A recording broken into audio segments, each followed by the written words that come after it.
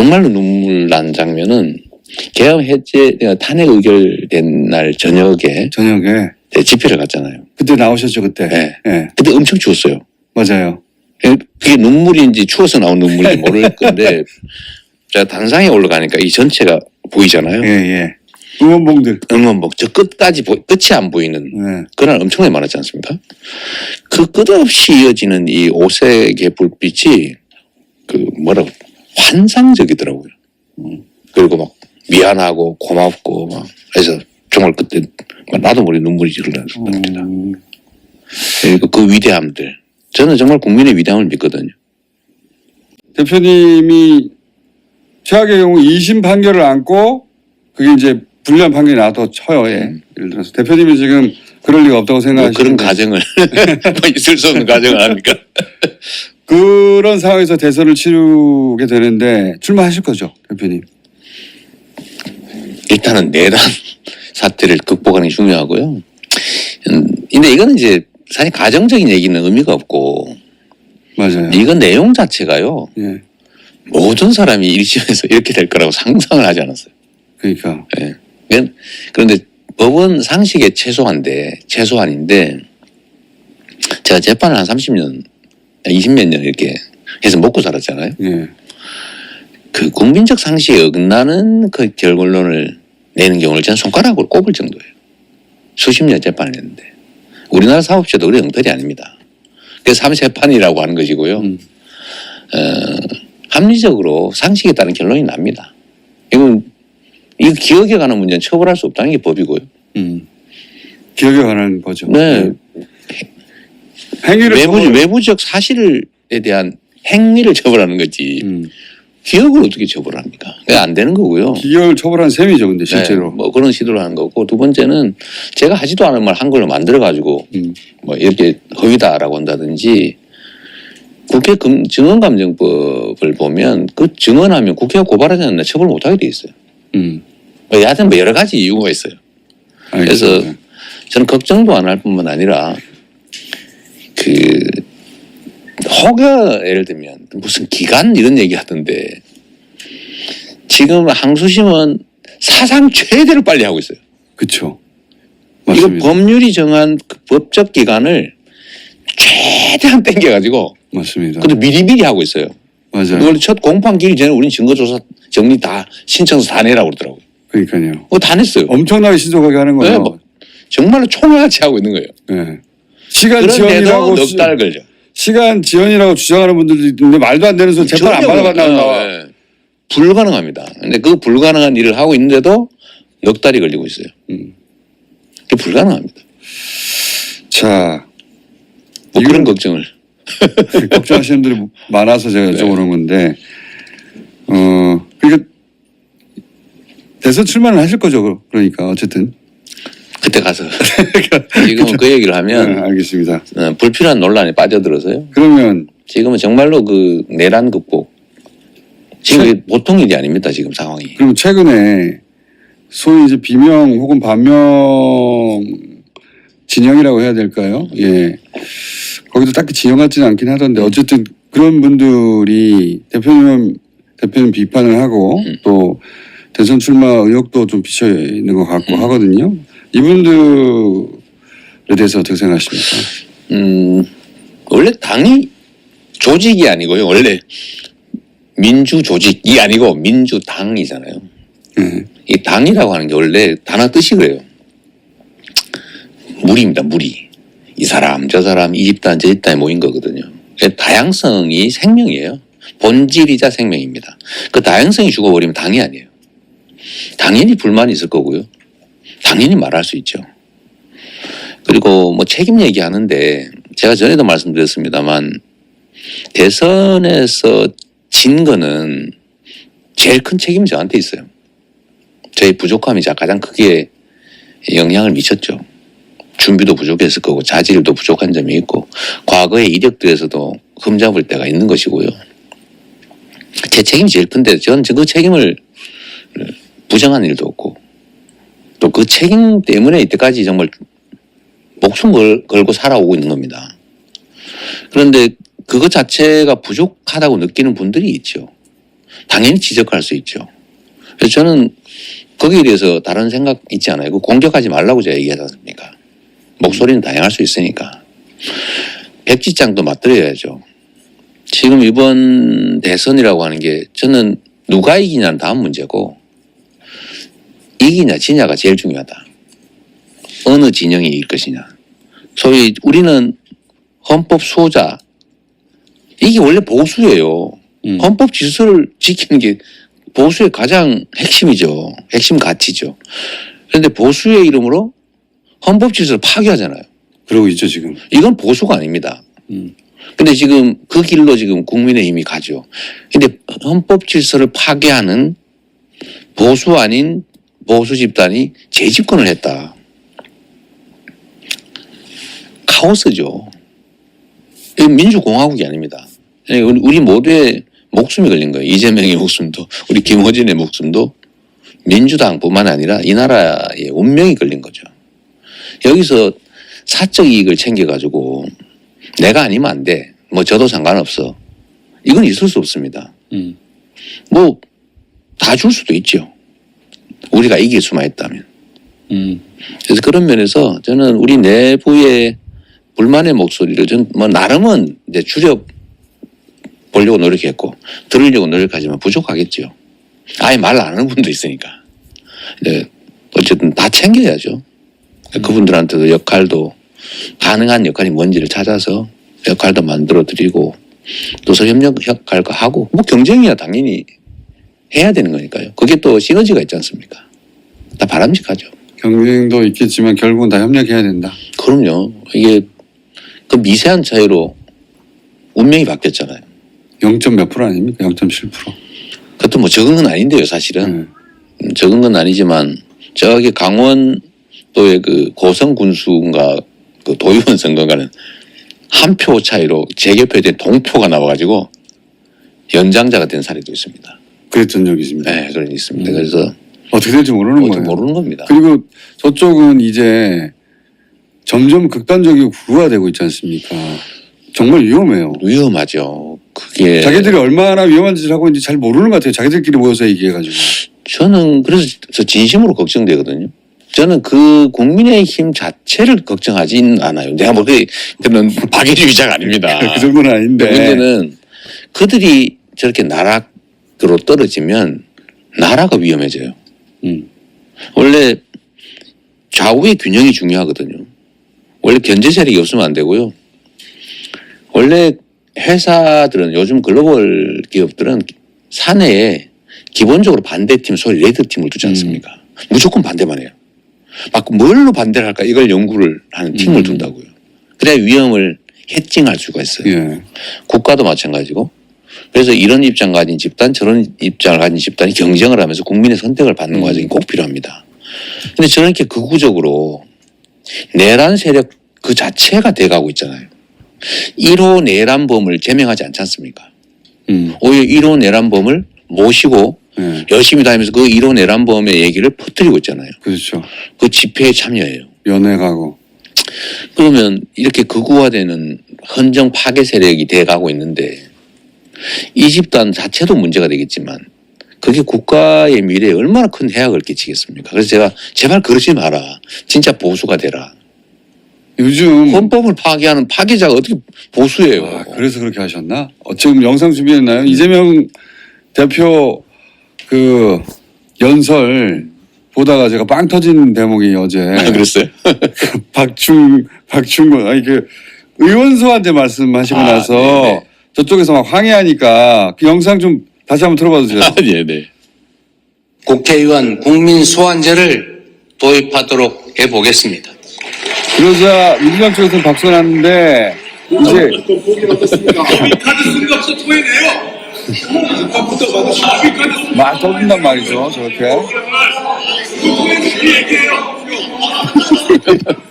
뭐 저런 일은 한두 번 있는 게 아니니까 아, 또 저러는가 싶었는데 대표님 대응이 우리 민주당 의원님들 그냥 무슨 말씀하시니 좀 들어주세요. 마음이 하십시오. 반격하니까. 마저 하십시오. 박충근 의원님 박충근 말씀하십시오. 그래 보면 자 이제 해도 되겠죠? 저러면서 또 빨리 하라고 막 난리예요. 자, 방해하지 않으면 더 빨리 할 거예요.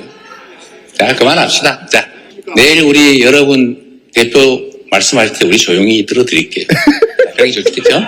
그런 게 좋겠죠? 자, 그렇게 할게요. 그렇게 그럽시다. 이제 우리 초등학교 학생들도 와서 보고 있다고 하지 않습니까? 자, 이제 말씀드려도 되겠죠? 자, 이제 다시 시작하겠습니다. 너무 다정해지신 거 아니에요? 아니 제가 전에는 예. 제가 약간 변했는지 세상이 잘 변하셨어요. 모르겠는데 변하셨어요. 제가 첫 대표 연설을 보면 지금 3번째가 했는데 예.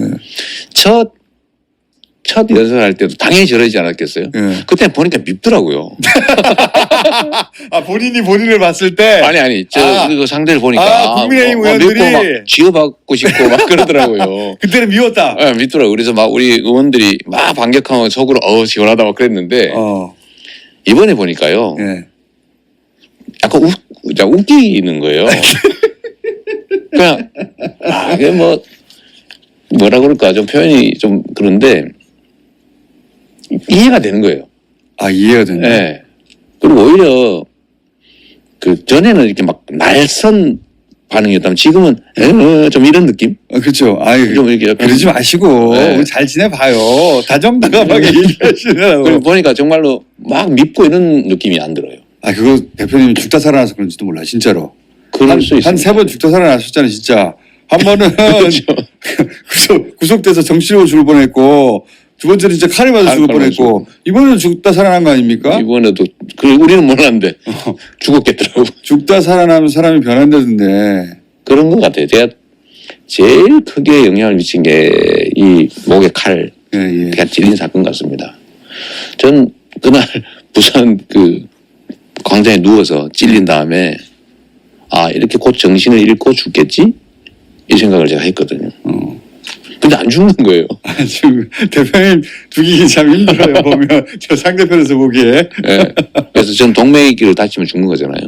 그렇죠. 다행히 정맥만 잘려서 1mm 차이로. 1mm 차이로 동맥을 안 건드려서 살았는데 삶이 덤 같더라고요. 아 덤이다. 예, 지금 그 덤이라는 생각이 들고 그리고 참 이게 무상하다 하는 생각도 들고 그래서 이 국회의원들 들고 막 이러는 거 보니까 뭐 그럴 수 있지 뭐. 그 사람 생편도 네, 있는 거지. 그리고 얼마나 답답하겠냐. 지금 완전히 내란 세력을 몰려가지고 좀 어쩔 수 없이 막 하기는 하는데 얼마나 불안하겠어요. 그런 생각도 드시고 네, 이제는 좀 이해가 되는 거예요. 너 불안해서 그러는구나 당신들. 내 마음 내가 그 마음 알아. 조금 이해가 되더라고요. 그래서 제가 원내에도 내일 오늘 그 할 때 항의하고 소리 그거 하지 맙시다. 그냥 얼마나 힘들겠어요. 그냥 다 불안하셨네. 들어줍시다. 대표님 제가 아무것도 아닐 때부터 알았잖아요. 네, 그렇지. 그렇지. 진짜 아무것도 아닐 때부터. 그때가 날 써가지고 그렇게. 그때는 진짜 다 죽여버릴 거야. 네. 이런 날이 쓴 자세였는데 지금 많이 변하셨네. 정말로 그런 생각이 들어요. 그리고 주먹으로 때려서 해결할 수 있는 게 아니라는 생각이 들었습니다. 점점. 네. 그러니까 역할이 바뀌어서 그럴 수 있어요. 보복하지 않겠다는 것도 그렇게 진심에서 나온 거네. 진심이죠. 저는 그게 우리 사회를 얼마나 후퇴시킬지를 생각을 해요. 시간은 만약에 제가 정말로 기회를 갖게 된다면 5년 정말 짧거든요. 제가 이거 하다 보니까 시장 8년 지나버렸고요. 도지사도 이거 좀 하다 보니까 순식간에 3년이 지나버리더라고요. 이 국가적 과제를 취급하는 국정을 5년을 해봐요. 그 5년 정말 순식간입니다. 근데 그 순간에 엄청난 권한이 주어지잖아요. 제 한마디가 세상을 흔들어 놓을 거 아닙니까? 제가 투자한 1시간이 5천만 국민들한테 영향을 미치잖아요. 제 1시간이 5천만 시간의 가치가 있다. 저는 그렇게 생각하는 사람인데 제가 시장할 때부터 그랬죠. 나의 1시간은 성남의 100만 시간이다. 끊임없이 공무원들한테 그 얘기를 했는데 그 아까운 시간에 막 옛날 거 뒤져가지고 좀 어떻게 제가 그럴 시간이 어디 있습니까? 두 번째는 그게 예전에 그런 말 하셨으면 제가 안 믿었을 텐데 제가 아까 저거 보고 나서 진짜로 바뀌었네. 네, 그 생각을 했어요. 그런데 또 한 가지는 어떤 거냐면 보복은 보복을 불러요. 더 큰 걸 감당해야 됩니다. 계속해서. 네, 그리고 끊임없이 벌어져서 우리 사회 그렇게 가면 희망이 없어요. 그러니까 누군가는 숙여줘야 됩니다. 내가 먼저 숙여야 상대가 숙일 것이고 그래서 붙여나가야죠. 그래서 저는 사실 국민의힘 의원들하고 술도 한잔하고 토론도 하고 싶어요. 근데 전화를 안 받아. 국민의힘 의원들은 의원님을 악마해서 의원님을 잘 모르는 국민의힘 의원들은 저는 무서워한다고. 악마다. 진짜 저자는 그렇게 생각하고 있어요. 대화를 나눠보기도 전까지 보수 매체도 그렇고 다 악마로 만들어 놨잖아요. 뭐 악마다 악마다 나 진짜 악마인 줄 아나? 그런 스스로 자기 세뇌가 돼서. 그런 것 같아요. 제가 대표님 진짜 아무것도 안 할 때부터 알았는데 예전에는 악마로 불릴만 했어요. 하지만 실제 제가 독했습니다. 독했죠. 네. 예, 독했는데 많이 바뀌셨어요, 진짜. 제가 시장 할 때 정말 제일 독했던 것 같고요. 그때 사실은 싸우는 사람이 저밖에 없었다고 생각할 정도로. 그러니까. 그런데 도지사 전투력도 아주 좋았어요. 그리고 그렇죠. 싸우면 족족이 이기고. 젊을 때 아닙니까? 예. 근데 그게 이기는 게 지금까지 이게 성과로 쌓였는데 제 역할과 위치가 바뀐 거예요. 사람도 네. 바뀌었어요. 근데 제가 대표님. 예를 들면 전쟁으로 내치면 예. 돌격대장을 할 때 그 정말 열심히 잔인하게 싸워요. 시키는 대로. 그런데 지휘관이 됐을 때 전략사령관이 됐을 때 소위 최종 리더가 됐을 때 최종 리더가 돼서 소총 들어 막 쏘고 그러면 안 되잖아요. 아니 근데 윤석열은 안 변하잖아요. 더 독해졌잖아요. 근데 대표님이 제가 오래 지켜본 사람으로서 아 변했다 이분. 네. 변했어 진짜로. 근본적으로 변했는데 너무 다정다감한데 저 목소리는 진짜 진심에서 난 목소리. 진심이었어요. 네, 네. 근데 제가 그날 짧은 시간에 느낀 건데 제가 조용히 하세요 뭐 이런다든지 그냥 정말 무시하고 그냥 네. 일방통일을 했으면 더 했을 거예요. 더 얘기했죠. 그래서 제가 당황했어요 저쪽에서도. 네. 더 얘기해 보세요. 뭐 시사하시죠. 직접 얘기하시죠. 예. 이제 그만하시죠. 네. 이게 그만하더라고요. 그래서 진짜. 진짜 이분들도 반응이 다르시더라고요. 자, 그래서 뭐 노력해야죠. 그런 얘기 제가 이제 사실은 또 그 어렵게 인터뷰를 잡아가지고 제가 얘기하다 보니 시간 훌쩍 지나 1시간이 지나버렸는데 1시간 지났어요. 아이고. 잡힌 시간 다 지났는데 언제 잡힐지 모르니까 몇 가지만 더 짧게 그러시죠. 여쭤볼게요. 예. 어제 제가 그 대표 연설을 듣다가 아 이게 이제 청사지구나 뒷부분은 앞으로 어떤 공항을 만들겠다는 청사진. 네. 근데 그 중에서 몇 가지 대목이 제 눈에 확 들어왔는데 그거 몇 가지만 여쭤볼게요. 하나는 경제를 살리는데 이념이 무슨 소용입니까? 네. 진심으로 그 말씀하시더라고요. 민생을 살리는 색깔이 무슨 의미입니까? 진보 정책이든 보수 정책이든 유연 처방은 총동원합시다. 그럼요. 이게 이재명의 정책 기조입니까? 저는 사람들은 그걸 제가 변했다고 얘기를 하는데 저는 원래 그랬어요. 시장을 할 때도 그랬고요.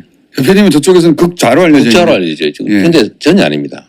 저는 제가 동막골의 특정 장면을 되게 좋아하는데요. 여러분도 혹시 기회 되시면 동막골 영화 한번 보세요. 그 중에 그 임민군 장교가 예. 그 이장한테 물어보잖아요. 옆에 슬쩍 앉아가지고. 그 이장이 너무 동네에 인기가 좋은 거예요. 뭐 특별히 하는 것 같지도 않은데. 도무는 YD 인기가 더와? 이렇게 물어봐요. 이 양반이 무심하게 한마디 하는 게 뭘 많이 미겨야지. 아 네. 먹고 살게. 네, 먹고 사는 문제, 행복하게 사는 것, 그 외에 뭐가 있겠어요. 네. 권력을 탐하는 것도 아니고, 뭐 특별한 뭐 지위를 원하는 것도 아니고, 그냥 대부분의 사람들은 그냥 편하게, 등 따시게, 배부르게, 행복하게, 자신을 자기의 품면서 일상이 유지되고 네, 살고 싶은 거예요. 그걸 만들어주는 게 정치인 거고, 지금은 경제 문제가 제일 심각하잖아요. 그렇죠. 먹고 사는 문제. 먹사니즘, 잘사니즘 네. 표현으로 써주셨. 잘 살아야죠. 그리고. 그렇던데. 또 다음 세대까지 생각하면 자식을 포기하는 삶이라고 하는 게 얼마나 잔인합니까? 그래서 저는 과거에도 그랬고 저는 공직자가 되면서부터 먹고 사는 문제를 잘 해결하는 게 정치의 가장 큰 역할이다. 나쁜 짓을 하자는 게 아니고요. 그리고 그 속에서 가치를 찾아가는 거죠. 최소 생존. 그걸 해결해 주고 네. 그 속에서 가치를 찾아간다. 그걸 이제 기본사회라고 그러죠. 표현하셨던데. 네, 그게 이제 전통적 관념이야. 예를 들면 그런 거예요. 사람들 인생을 살다 보면 사회생활 하다 보면 구렁텅이에 빠져요. 예. 그리고 온 동네에 구렁텅이가 널려 있어요. 위험이. 그래서 퐁당 빠져서 제발로 기어 나오면 다행이고 못 기어 나오는 사람만 꺼내주는 게 복지제도입니다. 그게 선별적이죠, 기본적으로. 빠지지 않으면 도와주지 않아요. 근데 저희는 이제는 경제력 수준이나 우리 사회의 의식 수준이 그 이상이 될 수도 있다. 그래서 그 구덩이들을 다 메우자. 아무나 눈 감고 다녀도 지장 없게. 그게 기본적 삶은 국가가 책임져 주자. 탈락자를 구제하는 게 아니라 탈락하지 않는 사회를 만들자. 그 매트리스를 쫙 다 깔아주자. 그래서 도전할 수도 있고 그리고 아무리 후퇴하고 나빠져도 그 기본적인 삶은 유지되는 삶. 마지노는 유지된다. 네. 그러면 미래에 대한 불안이 사라지잖아요. 그러면 독해지지가 않아요, 사람이. 독해지지 않죠. 예. 뭐 사는 건 돼. 먹는 거, 입는 거, 교육받는 거, 치료받는 거 이런 기본적인 건 유지가 되면 그냥 행복하게 살 수 있는 거죠. 독해지지가 않고 무한 경쟁으로 빠지지 않죠. 네, 막 서로 죽이려고 안 죽여도 사니까요. 상대가 적이 되거든요. 네. 그 무한 경쟁에 빠지면. 지금은 죽여야 사는 사회가 됐습니다. 맞습니다. 그리고 거기에 가장 심하게 노출된 사람들이 청년들이에요. 사회 초년병들. 들어갈 틈이 없어요.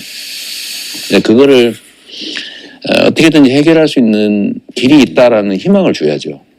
국가가 해야 되고. 할 수 있고. 대표 연설을 한번 챙겨보실 만합니다. 제가 이제 쭉 보고 나서 인상적인 대목도 몇 개 여쭤보고 있는데 시간이 많이 됐으니까 두 가지만 더 여쭤볼게요.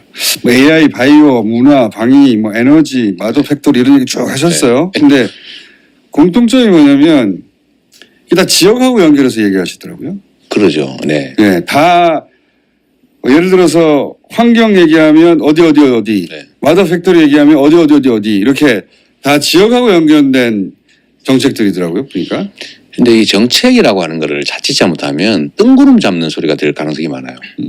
잘 살아봅시다. 산업을 육성합시다. 말이야 누가 못해요. 어떻게? 어디서? 어떤 방법으로? 이거를 구체적으로 제시해 줘야 되는데 사실은 그 중에 하나가 지역을 특정해 주는 거고요. 지역을 다 특정하셨어요. 네, 그리고 더하기 우리나라의 최대 과제는 균형 발전입니다. 지방이 죽으면 결국 나라가 죽어요. 이 사람으로 치면 심장 중요하죠. 근데 손발이 다 썩으면 심장이 튼튼하면 뭐합니까? 똑같거든요. 경제 생태계라고 하는 게. 그러니까 지방이 살아야 되는데 지방이 사는 비전을 만들어줘야죠. 그래서 제가 부울경 동남권이 지금은 난리거든요. 근데 거기도 희망이 있어야 되잖아요. 근데 동남권 얘기하시니까 제가 그 경제 얘기할 때 가장 그 인상적이었던 게 뭐냐면 북극 항로 얘기를 하십니다. 네. 북극 항로. 저는 정치인이 북극 항로 얘기하는 건 처음 들었는데 저 개인적으로 관심이 있거든요. 네. 일단은 그 비행기 탈 때도 그렇고 네. 특히 이 북극 항로라는 게 말라카나 수에즈로 지금 가야 되는데 그렇죠. 지구 온난화 때문에 서빙선 없이 북극 항로로 가는 거 아닙니까? 네. 갈 수 있게 되는 거 아니겠어요? 점점? 그 항로가 훨씬 가깝고 경제적이란 말이죠. 엄청나게 경제적이죠.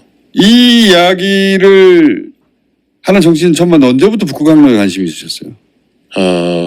꽤 됐죠. 근데 전에는 이게 약간 뜬구름 잡는 소리 맞아요. 또는 뭐 허무맹랑한 예. 뭐 과장 이런 걸로 들릴 수가 있었는데 정말로 온난화가 좀 급격하게 진행이 되고요. 물동량이 엄청난 빠르게 속도로 예. 늘어나고 그리고 연중 이 항행 가능 일수가 계속 늘어나는 거예요. 근데 지구 온난화 문제는 정말로 인간의 탄소 사용에만 때문만인지 아닌지 논쟁이 좀 있어요. 그러나 분명한 거는 계속 항해 가능 인수도 늘어날 것이고 예. 온난화는 계속 진행될 것이다. 유유히 줄어들고 아주 예. 네. 그러면 사실 지구본을 보면 맞아요. 이 훨씬 가까운 데다가 지금 보면 바로 이어지죠. 네, 바로 이어져요. 예. 엄청나게 가깝습니다. 가까운 데다가 대한민국이 딱 중심이에요. 맞습니다. 이거 안 지나갈 수가 없어요. 반드시 여기 지나가야 돼요. 부산 일대를. 그러니까 부산 그러니까 이 동북아에서 모이는 물류를 동남아에서 동북아까지 모이는 다 물류를 하나는 대륙철도 대륙으로. 네. 예, 남북철도 연결해 가지고 그 얘기는 많이 들어봤는데 그러죠. 그 바로 위에 북극 항로가 있단 말이죠. 거기로 보내면 훨씬 더 가깝다. 그러죠. 이 한반도 주변국을 다 들여다봐도 부산만큼 또는 부산 경남만큼 지정학적으로 또는 지경학적으로 좋은 자리가 없어요. 정박하기 좋은 자리입니다. 그래서 이거를 지금 뭐 5년 후, 뭐 10년 후 이렇게 생각할 건 아니지만 20년 후, 30년 후로 장기적으로. 생각하면 금방 옵니다. 금방 옵니다. 그리고 국방론을 준비하자. 예, 그걸 미리 준비해 놓지 않으면 미리 준비해 그때 가면 늦어요. 그때 가면 이미 늦어요. 그래서 지금부터 준비하고 사실 꼭 그것만 아니더라도 지금 남북 철도 문제도 그쵸, 우리는 그 지원을. 꿈을 잃어가고 있는데 기억해 놔야 됩니다. 시도를 하지 않으면 없는 거예요. 그냥 꿈을 꾸고 시도를 하고 있어야 가능성이 생기고 현실이 될 수 있죠. 그거 버리면 안 됩니다. 남북 철도하고 그래서 북극 항로를 동시에 언급하셨더라고요. 그렇습니다. 예. 그 점이 제가 또 인상적이었어요. 나머지는 사실 뭐 AI 투자 많이 하자, 뭐 에너지 이런 얘기를 많이들 하는데 남들 안 하는 얘기를 몇 가지 하셨어요. 저는 부산, 경남 이쪽이 지금부터 이제 해운 항만업을 계속 키워야 되는 거예요. 북극 항로가 열릴 경우를 대비해서 그게 활성화될 경우를 대비하기도 하지만 그래서 지금은 그 목표를 추가하고 어차피 해운 항만의 중심지니까 이거를 지금 상태로는 예를 들면 수익이 크지 않더라도 계속 키워야 되는 거죠. 그러려면 러시아와의 관계가 좋아야 되는데. 저는 러시아와의 관계는 네. 미국의 필요 때문에 러시아와 관계는 개선될 수 있습니다. 다 아시겠지만 지금 미국은 중국을 견제하는 게 1차 목표예요. 그렇죠. 원래 교과서에 나옵니다. 1등이 2등을 견제하는 방법은 3등하고 손잡는 거예요. 아주 기본 내의 기본이죠. 러시아하고 손잡는 건 피할 수 없다는 거예요. 그러니까 지금 휴전 빨리 시키고 중국 견제하고 북한과 관계를 개선하면 중국을 포위할 수 있다는 게 미국의 기본적인 동북아 전략인데 그러니까 인도하고도 손잡으려고 했는데 그럼 안 돼, 잘 안 됐고. 인도는 양쪽에 다 잡고 있죠. 인도가 한쪽 손만 안 잡은 게 문제인데 하여튼 그럼에도 불구하고 중국을 견제하기 위해서는 러시아, 북한하고 관계를 개선해야 되기 때문에 결국 그게 우리한테 기회로 올 가능성이 높죠. 그래서 우리가 유연해야 돼요. 유연해야 되죠. 한쪽으로 몰빵하면 안 됩니다. 그 외교에서 몰빵하는 거 바보예요. 그러면 안 돼요. 안 되죠. 국익이라고 하는 게 제일 중요하죠. 자. 우리의 이익을 챙겨야 된다. 원래 방송 끝날 시간이 다 됐네. 그래요? 방송 시간 연장해야 되겠네. 방송 안 끝내니까 계속 하는 거지 뭐. 이거 민폐를 끼치는 것 같은데. 근데 언제 아니 섭외를 했는데 섭외가 돼야죠. 됐을 때 다 뽑아내려고 지금 이것도 다 뽑아내 드린 거예요 지금. 자, 이런 얘기도 하셨습니다. 원래 영상 보면서 하나하나 같이 하려고 그랬는데 네. 그 시간이 아까워서 네. 지금 그냥 제가 말로 하는 거예요. 계엄에 관여한 군에 대한 책임 추궁은 불가피하다. 네. 하지만 계엄을 거부하고 저지한 군인들에 대한 포상도 있어야 된다. 이 말을 하셨어요 따로. 그 얘기가 예. 그 민주당 내에서도 네. 정치권에서도 꽤 있어요. 근데 군의 사기가 너무 떨어졌다. 저 사람들은 자신들이 원해서 한 게 아니에요. 맞죠. 군 통수권자가 그렇죠. 통수권의 이름으로 명령을 한 거예요. 그렇죠. 그럼 물론 거기에 예를 들면 사령관급 이상, 뭐 장성급들 이상 여기는 알면서도 판단할 수 있는데도 어쨌든 동조를 했기 때문에 별들 소위 주동을 했느냐 뇌동했느냐 따라가느냐 차이는 있더라도 책임이 있어요. 예. 있는데 저는 일선 지휘관들 거의 대부분은 또는 장병들 장병들은 뭐 말할 것도 없고요. 그 이하는 동원 당한 거예요. 맞습니다. 뭘 하는지도 모르고 갔다가 왜 국회로 왔지? 이거 뭐야 어디야? 명단 이거 뭐지? 뭐예요? 이게 내가 왜 이런 걸 해야 되지?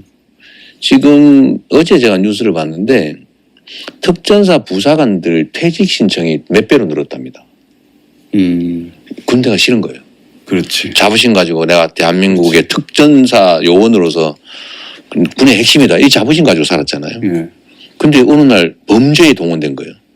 그렇지. 떠나고 싶은데 사실 군이 얼마나 중요합니까? 우리가 일상적으로 잊고 있지만 국가는 첫 번째 하는 게 공동체를 지키는 거예요. 이게 소위 안보죠. 군. 그중에 국방 제일 중요하죠. 이걸 역할을 담당해 군입니다. 두 번째가 질서를 유지하는 거고 세 번째가 더 나은 삶을 살게 하는 거예요. 그런데 이 군이 사기가 떨어져 가지고 아니면 사욕에 그냥 좀 빠지거나 이렇게 되면 이게 나라가 흔들리는 겁니다. 근데 지금은 군은 자기가 무슨 욕망한 것도 없고 그냥 자기 직무를 충실하게 수행을 했는데 어느 날 보니까 완전 가장 최악의 범죄에 자신들이 동원됐지 않습니까? 그래서 저는 이재용에 대해서 용서해 줘야 된다 이런 얘기들을 많이 하는데 저는 용서를 넘어서 포상해야 된다고 생각해요. 이번 그러니까 일부는 사태. 책임 추궁을 단호하게 하고 그건 뭐 책임져야 될 음, 최상급 라인들은 책임을 면할 수가 없고요. 그런데 그 이하 일부는 포상도 저는 포상을 해야 된다고 생각해요. 아예 안 했거든요. 안 한 게 항명이 사실은 항명했습니다. 큰일을 한 거예요, 진짜. 그럼요. 안 한 것은. 뭐 시킨 대로 들어가서 개머리판으로 때리고 착검해가지고 겁주고 공포탄 쏘면서 아니면 실탄 쏘면서 했더라도 명령에 따랐는데 라고 할 수 있는데 안 했잖아요. 그래서 저는 포상해야 된다고 생각합니다. 그래야 다시는 이런 일 안 해요. 그래서 일선 부대 반발 때문에 개엄은 꿈도 못 꾸는 세상을 만들어야 됩니다. 어떻게 이런 생각을 할 수 있어요? 21세기에.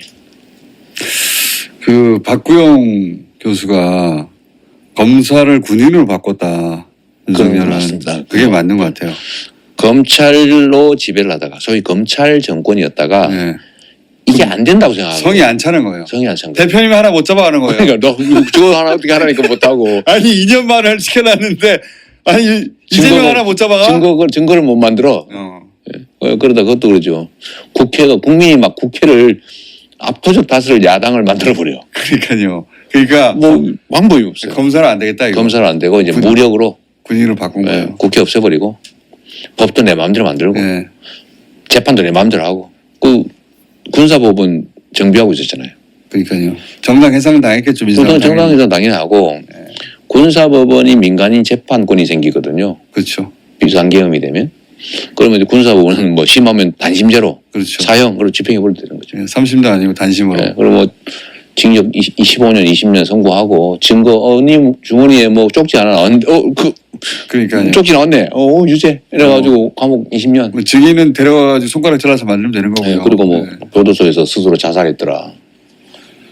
뭐 이래 만들 생각을 했던 거죠. 생각만 해서 너무 끔찍합니다. 네. 실제로 그런 일을 하려고 계획을 계획은 다 세웠고 돼 있었죠. 플랜을 세웠고 그 어두운 역할은 아마도 노상원 씨가 담당했던 것 같고 보니까 폐역한 민간인이 네. 수사단장을 맡기로 돼 있었대잖아요. 수사 2단 예. 네, 수사단장을 맡고 야구방망이 수사 방법은 야구방망이 이립바 송곳 이런 진짜 거죠. 끔찍한 세상 벌어질 뻔했어요. 네, 절단기.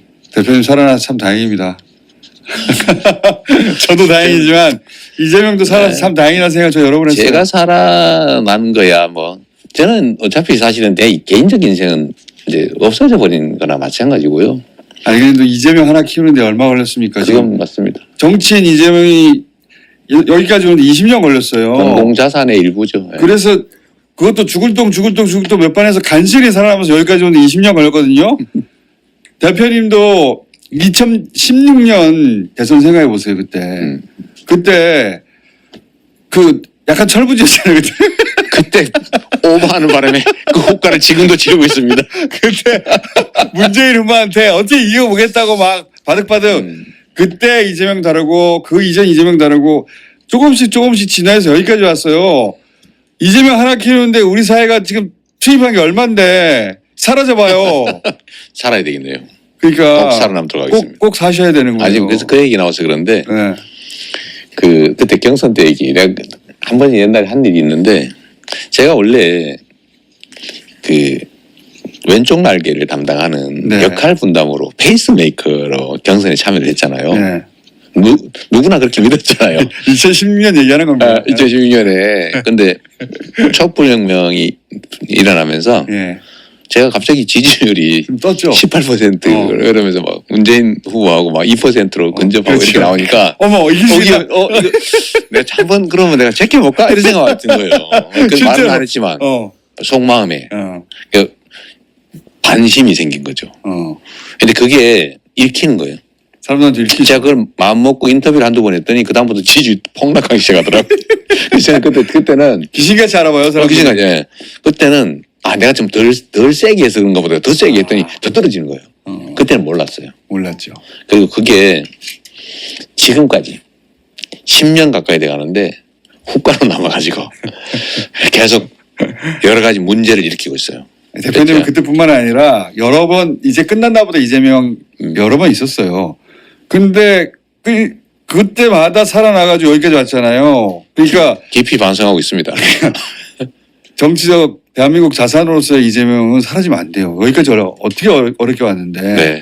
그래서 살아남은 거 참 다행이라는 생각도 하고 저도 살아서 다행이지만 대표님도 참 다행입니다.